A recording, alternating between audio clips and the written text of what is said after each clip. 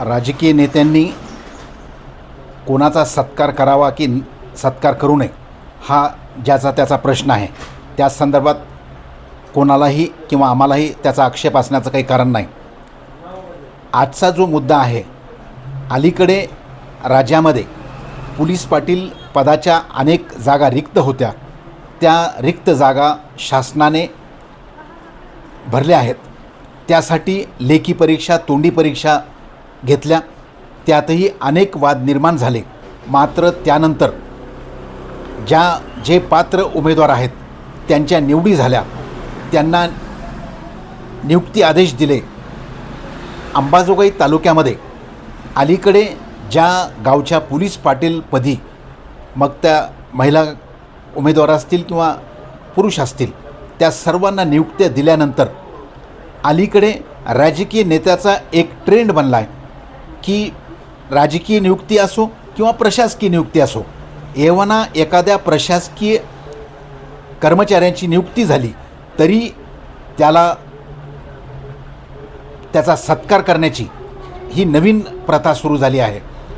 अशाच पद्धतीने पोलीस पाटील पदावर नियुक्त झालेल्या प्रत्येक सदस्याचं म्हणजे वेगवेगळ्या नेत्यांकडून स्वागत केले जात आहे.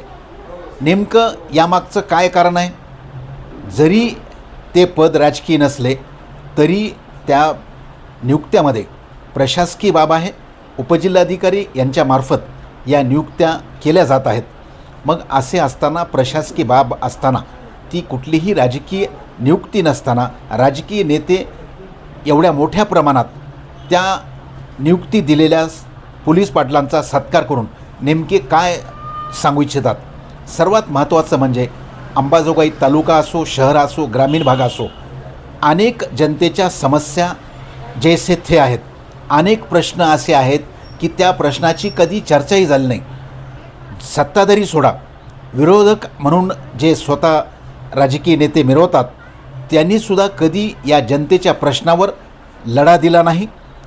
एवन सध्या सुरू असलेली गॅसची टंचाई असो, पेट्रोल डिझेलच्या संदर्भात टंचाई निर्माण झाली नाही.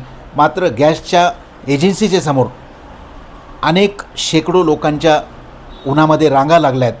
मात्र एकही राजकीय नेता या संदर्भात प्रशासनाला निवेदन देत नाही किंवा राजकीय पुढारी या संदर्भात आपल्या वतीनं, पक्षाच्या वतीने निवेदन देऊन कुठल्याही जनतेच्या प्रश्नाला वाचा फोडत नाहीत.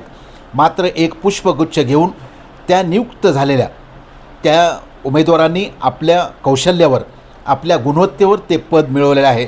त्यामध्ये त्यांचं कसब लागला, मग त्यानंतर ती नियुक्ती मिळाली. ही प्रशासकीय नियुक्ती आहे, ही कुठल्याही राजकीय पक्षाची नियुक्ती नाही. तरीही राजकीय नेते त्या उमेदवाराला सत्कार करून ते आपल्या बाजूच्या असल्याचे जाहीर करत आहेत. ही चुकीची गोष्ट असल्याची चर्चा अंबाजोगाई शहर व तालुक्यामध्ये होताना दिसत आहे. आता या संदर्भात राजकीय नेत्यांनी विचार करायचा की प्रशासकीय नियुक्तीच्या मिळालेल्या उमेदवाराचा आपण सत्कार करून त्याला तर अडचणीत आणत नाहीत ना, अशी ही चर्चा होत आहे. राजकीय नेते यानंतर काय भूमिका घेतात हे आपल्याला कालांतराने समजेलच. मात्र एक नक्की आहे की प्रशासकीय सेवेमध्ये असणाऱ्या कर्मचाऱ्यांना कुठल्याही बाजूने न करता त्यांना तटस्थ राहू द्यावे, एवढीच विनंती आम जनतेकडून होत आहे.